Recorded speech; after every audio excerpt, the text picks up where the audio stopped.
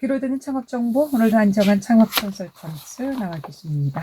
어서 오세요. 예, 안녕하세요. 네. 자, 오늘 먼저 소개해 주실래요? 알아보겠습니다. 자, 이번엔 창업하시는 분들이 많이 하는 질문과 답변을 가지고 이야기를 해볼까 합니다. 주제는 크게 세 가지: 창업 시 자본금, 실수, 아이템 등입니다. 네. 그러니까 창업하기 전에 많은 분들이 궁금해하는 내용들 중심으로 오늘 좀 말씀해 주시겠다는 말씀이죠. 예. 네. 그런데 이 창업을 하기 전에 가장 큰 고민이 아마 자본에 대한 고민이 아닐까 싶은데, 그렇다면 초기 자본금 어느 정도가 좀 적당하다고 보십니까? 제가 이제 말씀을 드리자면 네. 벌써 그 질문하는 것 자체가 잘못이에요. 내가 그래서? 자본금이 얼마인지 견적이 나오는 사업을 해야지 네. 물어보는 사업을 하면 안 되는 거거든요. 그래서 일단 그 부분에 대해선 내 돈이 아니라 네. 남의 돈으로 창업을 연습하고 시작하라 말씀을 드리고 싶습니다. 내 돈이 아니고요? 예. 남의 돈으로? 예. 어떤 의미인지 이해가 잘 안 가는데요. 좀 더 자세히 좀 말씀해 주시겠습니까? 자, 창업보다는 취업을 먼저 하라는 말씀입니다. 예를 들어 내가 만약 서점을 하고 싶다. 그러면 서점 가서 먼저 일을 해야 돼요. 그래서 직원으로서 내가 어느 정도 역량이 되는지 보고 시작해야 합니다. 그리고 자본금은 자본금이 안 드는 사업부터 시작해서 돈 들이는 사업으로 가야 성공 확률이 높습니다. 그렇지 않고 보면 처음부터 돈 들여야 하는 건 위험합니다. 그래서 항상 제가 유대인의 창업 사례를 가지고 소개를 해드립니다. 그래도 창업하려면 돈이 있어야 되는데 그러다 보니까 자본금은 얼마나 해야 되나 이게 가장 큰 고민일 것 같은데, 그것보다는 본인이 하고자 하는 업종, 관련 업종에 가서 직원으로 예. 일을 먼저 해 보라는 말씀이군요. 그렇습니다. 여기서 지금 유대인의 창업 사례라고 하셨는데, 유대인의 창업이라고 하면 어떤 형태를 말씀하시는 건가요? 예, 유대인은 과거부터 이방인이라서 취업이 잘 안 되었다고 합니다. 그래서 낯선 지역에 가서 자기 자본의 절반을 갖고 창업을 한대요. 그러고 망하면 다시 나머지 절반 갖고 4분의 1만 남잖아요. 하고 나면은 그럼 관련 계통으로 취직을 합니다. 그래서 다시 자본금을 모아서 창업을 도전한다고 하더라고요. 이렇게 하는 이유가 뭐냐면 이마저 까먹고 나면 다시는 이럴 수가 없기 때문에 이렇게 한다고 하고요.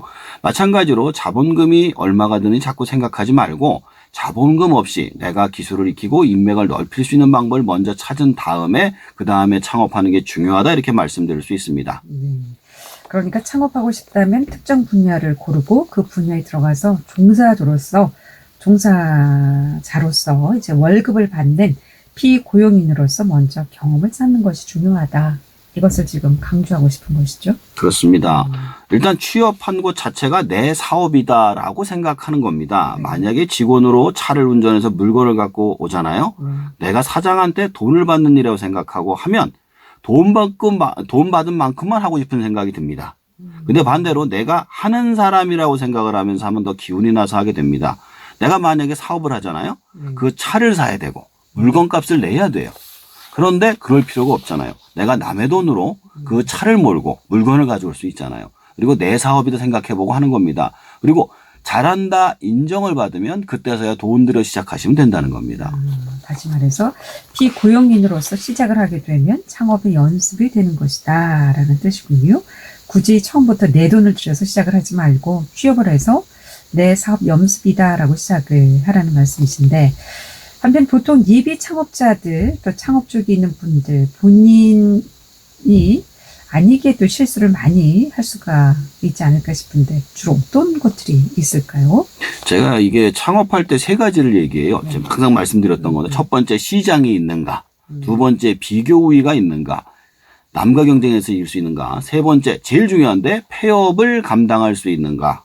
대부분 어떤 경우가 있냐면요, 폐업을 생각을 아예 안 해요. 그렇죠. 처음 창업할 때 잘 될 것이라는 꿈과 희망으로 막 부풀어서 시작하거든요. 그렇죠. 이제 저희가 이제 그러니까 창업봉이라고 얘기하는데 완전히 진짜 양 맞은 것처럼 그거에 대한 어떤 환상만 가득해서 가득하죠. 사실 뭐 폐업하리라고 생각한다면 시작부터 못하죠.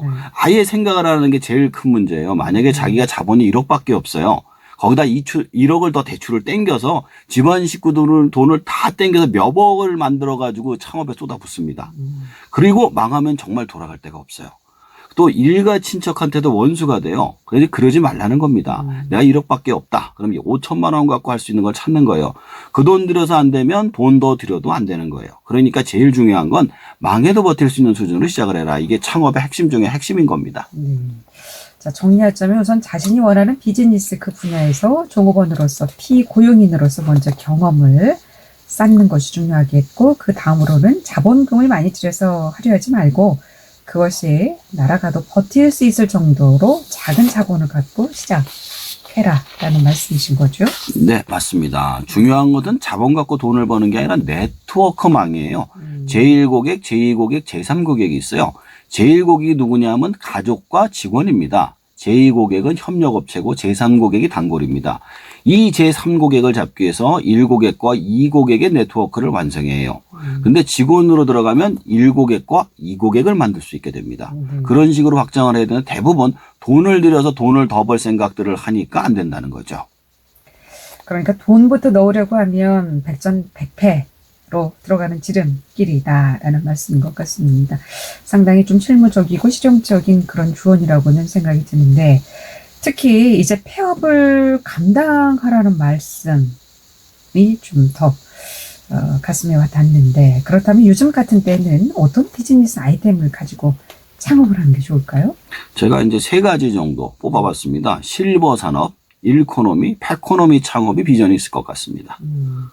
그럼 먼저 실버 산업, 아무래도 고령화 사회로 가다 보니까 실버 산업을 좀 추천해 주신 것이 아닐까 싶은데, 앞으로 이 실버 산업이 비전이 있다는 말씀이신가요? 그렇습니다. 이게 왜냐하면 노인 인구가 계속 늘고 있잖아요. 네. 거기에 창업 시장이 점점 커지고 있습니다. 근데 이 노인 상품이라는 게 별게 없어요.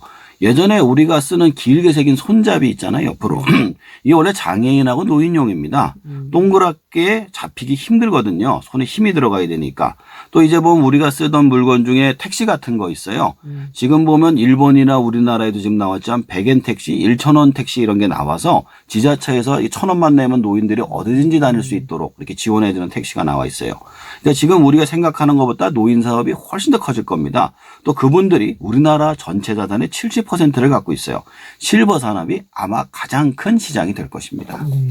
노인들이 많아지다 보니까 이제 실버 산업에 주목하라라는 말씀이신 것 같고, 네. 다음으로 짚어주신 일코노미, 이건 좀 생소한 단어인데 어떤 시장을 의미합니까? 일코노미는 혼자 사는 사람을 말하는 겁니다. 네. 혼자 사는 가구를 말하는데 2021년 말 기준으로 전체 가구의 31.7%가 1인 가구라고 합니다. 그전에는 맘코노미라고 그래서 결혼한 여성이 대부분의 소비를 담당하고 있었죠. 저도 제 와이프가 제 옷이라든가 애들 옷이라든가 뭐 이런 걸 다 사니까 가장 많이 소비를 했는데, 현재는 혼자 사는 사람들, 그중에서도 싱글 남성이 혼자 사는 데 많이 늘어났고 그들이 소비를 하고 있기 때문에 관련 시장이 커질 것이다 라는 겁니다. 그래서 각종 무인 상점이나 배달 서비스 등등이 나오고 있습니다. 그중에서 자신의 경쟁력이 있다고 판단한 시장을 시작하신다면 성장이 가능할 거라 생각을 합니다. 그렇죠. 이전에 생각도 못했던 혼술, 혼밥 그쵸. 그런 것도 많이 예. 드시는 거 보면은 앞으로는 일코노미 시장이 좀 커질 것이다라는 가능성 얘기해봤고요. 세 번째로 이제 펫코노미라고 하셨는데, 반려동물 시장을 의미하는 건가요? 예, 그렇습니다. 현재 반려동물 시장이 엄청나게 커지고 있는데요. 2021년 반려동물을 키우는 가구는 전체 가구의 29.7%로 604만 가구. 1년 전에 312만 9천 가구와 비교해 약 2배가량 증가한 것으로 조사됐습니다. 반려동물을 키우는 전체 인구는 1,448명으로 4명 중 1명은 반려동물과 함께 살고 있는 것으로 나타났죠. 앞으로 2027년까지 6조 원 규모로 커질 거기 때문입니다. 관련 사업으로는 케어 서비스부터 식품, 의류, 용품에 이르기까지 엄청나게 많은 부분이 커질 것으로 예상이 됩니다. 이 세 가지를 연결해 보면, 자, 이제 고령화된 노인이 혼자 살면서 적적해서 애완동물을 키우는 경우가 많아지기 때문에 이 세 가지를 동시에 생각해 보시는 것도 큰 시장이 될 것 같습니다. 네. 그렇다면 어떤 것이 있을까 좀 고민을 해봐야 될 것 같아요. 예. 근데 그 중에서도 아까도 말씀드렸지만 시장은 일단 말씀드렸으니까 그 중에서 내가 비교 우위가 있는 걸 찾아서 관련 분야에 가서 일을 해보시고 내가 적합한지를 보신 다음에 창업을 도전하시는 게 좋다는 거죠. 자, 자, 오늘은 창업을 하는 분들이 가장 많이 가는 의문점들에 대해서 하나하나 짚어주셨는데 정말 그야말로 현실적인 조언이 아니었나 싶습니다. 자, 마무리 총평 정리하겠습니다. 자, 창업을 하려면 처음부터 돈을 들여 시작하려 하지 마시고 일단 취업을 해서 1년 정도 일을 해보시고 자신에게 맞는지 시작을 해보세요. 그리고 네트워크를 먼저 만들어 창업을 할 때 자신의 가용한 자본 절반 정도만 가지고 시작하시는 게 실패를 대비하기 위한 확실한 방법입니다. 그리고 앞으로 유망한 창업 시장은 실버 산업, 1인 가구, 반려동물 등으로 성장하는 시장 쪽에 창업을 하시는 게 유리할 것으로 생각됩니다. 자신만의 경쟁력을 가지고 경험을 통해서 네트워크와 경쟁력을 만들어서 도전을 해보시기 바랍니다. 네, 실버 산업과 일코노미, 펫코노미 이걸 연관해서 찾는다면 좋은 아이템을 좀 찾을 수 있지 않을까 봅니다. 예, 잘 들었습니다. 고맙습니다. 예, 감사합니다. 귀로 듣는 창업 정보 오늘도 안정한 창업 컨설턴트였습니다.